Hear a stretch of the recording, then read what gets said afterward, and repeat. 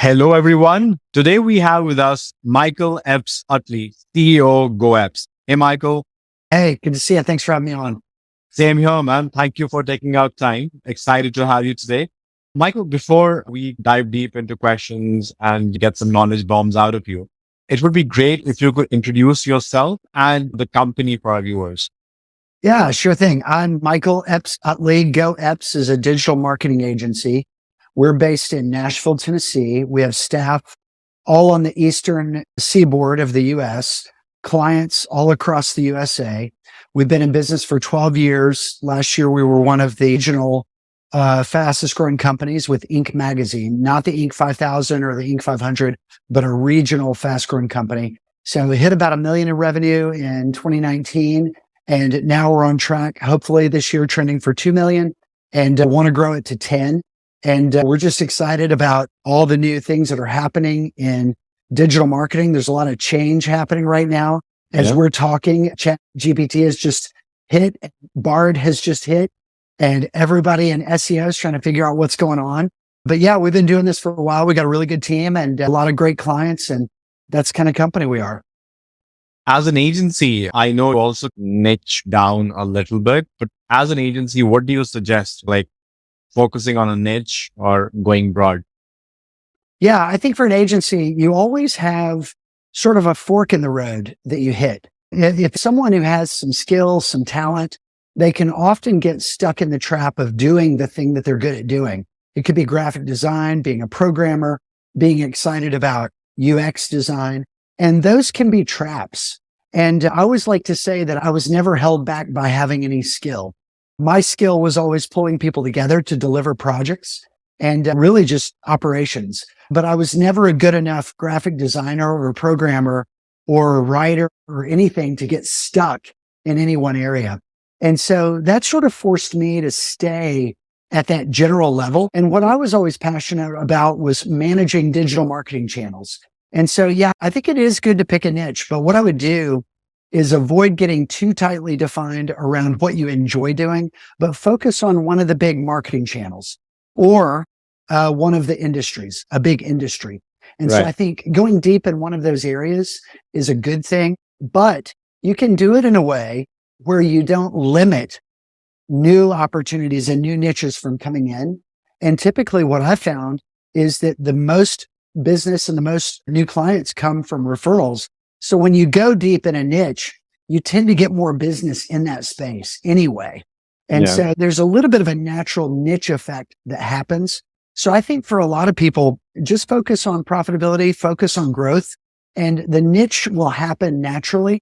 But when it does, you've got to be ready to say no to projects that don't fit the momentum that you're able to build by servicing a particular channel like SEO or paid search, or a particular industry, like for us, healthcare, which is a very unique industry in America. And there's some marketing that happens in healthcare. But yeah, I think founders inevitably face that challenge. And I think you just keep the opportunities open, but develop your deeper flywheel of deep skills with different niches, and it'll all rise to the top over time. It'll work out. When a new client comes on board, talking about channels, how do you plan the budgets, like SEO versus paid, like across different channels? Yeah, we do a lot of that during the sales process. For example, yesterday we met with a really great client of ours here in Nashville, and they're ready to expand, ready to grow. And so before we start the new program, we have a little bit of an understanding of what they're trying to accomplish. And they're looking to us to recommend the right channels. And so we're saying, if we do this and this adds up to a good program, because there are a lot of, with digital marketing, there's a lot of overlap in tactics that's really important for return on investment. For example, if a company wants to do a content program and an SEO program, those go together. And so those are really one and the same thing to a degree. But if they also want social media content program, we want to have an integrated content program that's flowing out to the social media. But then other things like getting into video, it can be a little bit more costly. So maybe save that for phase 2. So the way that we approach it is we work that out based on what they're trying to achieve during the sales process. And then we break it up into phases. And that way it's not overwhelming trying to do everything at once, but the things that we are doing are all tied together and working together to deliver a good return on investment. So that's how we do it. Talking about healthcare, sometimes a third party factor might influence convergence, like healthcare insurance, things like that. Healthcare is complicated. How do you plan such situations in your strategy? Yeah, the third party thing is tough.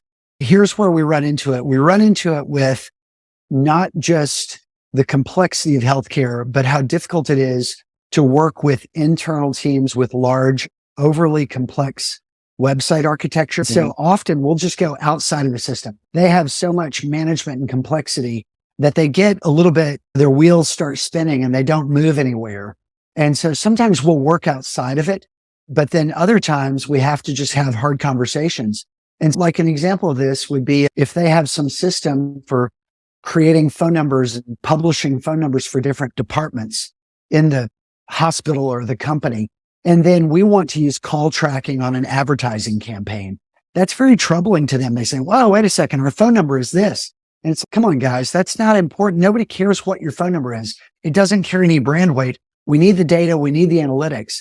And yeah, that and appointment booking software and forms sometimes are very slow to load to web pages. And so when we're delivering SEO, sometimes we have to say, "Hey, I understand that you've got Pardot and you've got these forms and you want a streamlined process, but look at the page speed in Google page speed tool before and after adding these embedded forms." And so sometimes we just have to punt, just take the problem out of the equation, go around it, show the client, here's how we've changed things. Here's how it's working better. And then we're off to the races. But it's hard. There's a lot of complexity, especially in healthcare with that. How do you approach a website when you're doing an audit? Are there any particular things you look at? What does that process look like? Yeah, we have a checklist. We maintain and update our own SEO checklist annually. And so it's about 101 different things that we look at. And so when we go through and evaluate a website for the first time, we have a spreadsheet with a row for each item. And then we do an evaluation of each item, a little description. And then we give everything a color code using just a stoplight metaphor, red, yellow, or green. And so if it's green, it's good, nothing needed. If it's yellow, it's an opportunity. And if it's red, it's broken and it should be addressed as quickly as possible. And so that visual way of communicating with a prospect or a client is very compelling. And they understand immediately that their situation is worse than they think it is, but it's manageable if someone's responsible to make it better. So that's our onboarding process for just thinking about SEO. And we have other tools and processes for other channels. Right. Talking about content is anyway so important. And when you talk about healthcare, it becomes so much crucial, like the information you're sending out and is it legitimate, like how authentic it is, and is it actually connecting with the audience? Is it not? Like, what form of content works best, or with the changing times, what content strategy do you normally suggest, particularly for healthcare? Yeah. So we appreciate consistency. So we tell our clients that once we start publishing to the website, developing content, we want to do it consistently. So it's not an option with search engines to do it for a few months and then stop and expect there to be any benefit, because generally you might start to see a little traction and then it just starts declining. So content, of course, it stacks up. Over time, you build a large base of content. It all has to be extremely uniquely valuable to real people. And ChatGPT, Bard, these tools that are coming that are going to allow people to pump out more content. In our internal tests, it's a cake that's not ready to come out of the oven. It may be useful for putting together, I don't know, some set of instructions for putting together a dresser or something. But in terms of having really valuable, unique insight into real subject matter that people are trying to figure out for themselves, it's just not there yet. So we're treating all of the AI tools as an assistant tool, but it really doesn't justify how to start a piece of content or how to make sure that it comes together. And so, yeah, the types of clients that we work with, they have real things to say. They're innovators in their industries, and they're doing things that are actually quite unique and exciting. But the AI content really depends on just looking at what everyone else has already said Yeah. and synthesizing it into a summary. And that's not helpful. And in my own tests of some of the new tool or the new tool that is available right now as we're recording this, ChatGPT, some of what it's coming back with is gibberish. So if you do a test like, how do I create a drop-down menu in a cell in a Google Sheet? It's a very common sense question. Google's documentation of their own products has always lagged about 6 months behind. They tend to be reactive to customer pain and use that to prioritize their documentation. But if anybody thinks they're going to use ChatGPT to fix Google's product documentation, they're not, because what comes back is a mix of instructions for Excel and Google Sheets. And so this stuff is just, it looks right. It feels right. It's not right. It stinks. It's bad. And it's not going to be as helpful as everyone thinks. And it's not going to kill SEO. SEO is here to stay because it's built into how the internet works. No, absolutely. And talking about people thinking of using these tools for content, and that too, like from a marketing or an SEO point of view, we have a partner. They do a lot of content. And like, I just love their strategy where what they do is for every blog page, this is not even like a service page, for every blog page that they create for their client, they actually take a 5 to 10 minute interview of their client, tell them that topic, and that client tells them about like the way they do it or like their insights, which is actually like their uniqueness. And then they use that information to create the actual blog piece. Obviously, now they're also using those video snippets and embedding that in the blog to kind of enrich it. But you're absolutely right. These things are not possible through the tool. And how much difference does this small activity of just taking a 5 minute interview of the client itself make? Because, that content will actually talk to their audience and talk things that are just unique to them.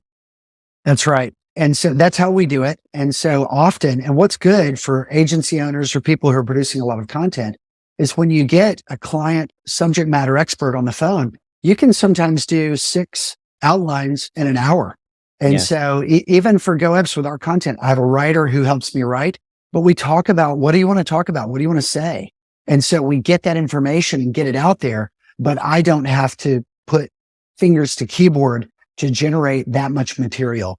But so far, I'm sure the AI tools will get better, but for right now, they're not in any way going to provide the real insights and cutting edge. And and so thinking about an editorial schedule, I would say another powerful concept for us is the editorial schedule. Planning out, what are the seasons of the year? What are we going to talk about in each season? What are the big events of the year? What are the big trade shows that we're going to? What do we want people seeing as we get ready to set meetings at trade shows? And real intimate, personal, innovative content. It takes time and effort to develop, and that costs money and time. And you're right though. It's those little phone interviews. That's the insight, the uniqueness, and that's the spark that makes the whole thing matter. Absolutely. We're talking mainly about healthcare today. Like, we all know that the personal touch is so important. But now as an agency, if you are doing it for your clients on scale, how do you ensure that, or how do you take care of that problem while scaling? Significant amounts of training and process of all the staff. So we use a system called Traction. Oh, I love it. You're a fan. We follow it. We did it. So basically we had to do it twice. First time we did it ourselves, like we read it ourselves, and we ended up creating our own versions of Traction.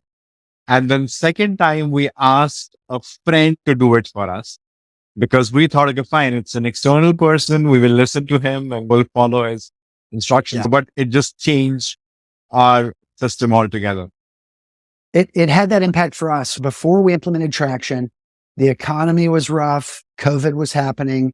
Everyone was cautious. You could just feel the US and the global economy all slowing down at one time. And we decided we're not going to go down like that. We're not done. And we're ready to fight and figure this out. And so in implementing Traction, suddenly we had a 10-year goal. and we had a 3-year goal. And we worked down from there to develop our quarterly goals. And so once we built those financial goals, those revenue goals, those margin goals, we just applied that to everyone's jobs and decided this is the standard we have to meet. And it's hard. I'm losing my voice because I've been handling 5 incoming sales leads a week for big campaigns. And we're like a hamster on a wheel right now, handling all of the incoming new business. And that's good, but it's exhausting. But it's all because of how we implemented traction and starting with the results in mind and working backwards. Something else that we do is we have our own, I would not call it an intranet site. Back in the day when there were servers in offices, you would often have internal documentation on an intranet site. We have a website. It's just a subdomain of GoEpps.com, but we use that as a login. Everyone has to log in, but we maintain that as our SOPs, our standard operating procedures. And every Monday morning, if we have some issue, we're discussing the issue and we're always taking it back to what do we have in our standard operating procedures. I call it EASY. It's named after Easy Company from the group that fought World War II from Normandy all the way to Berlin. So EASY is the tool that we built to manage ourselves. And we use that as a standard that everyone can see. It's not something that's hidden in someone's desk. It's a website and everyone's an admin. So if anyone is making changes to how they're doing things in their area, they're also responsible to go update the documentation. And so that separates us a little bit from any issues with staff turnover or any confusion. Leadership, management are all on the same page. And that's represented an extraordinary move forward in consistency and coherence and creating institutional knowledge.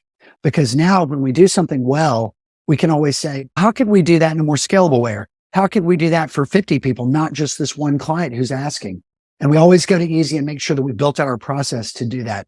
And so that's how we draw a line in the sand and insist that our services become more scalable. And it's so much important for an agency that wants to scale, like creating SOPs from day one. A lot of people do this mistake where they say, okay, fine, let me master something and then I'll create an SOP. And that day never comes. You can always improvise your documentation, but start documenting things from the day one. That's so much important when you're scaling. Yeah. And the thing that's been interesting, we're going through a process now where we're updating all of our planning around our offer development and our pricing and our fulfillment. We're going through a refresh of that. We used to do this about once every 2 years. Now we're doing it about every 6 months because change is happening faster.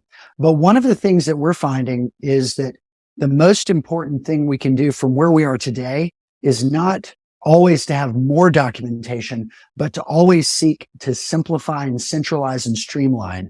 And so there's a vertical and horizontal nature to documentation. You can have a lot of topics from top to bottom or a lot of layers of information, but if you don't have alignment horizontally throughout the company, and I would even say on a third axis with each staff member all the way to their compensation, you're not really ready to get everyone motivated equally.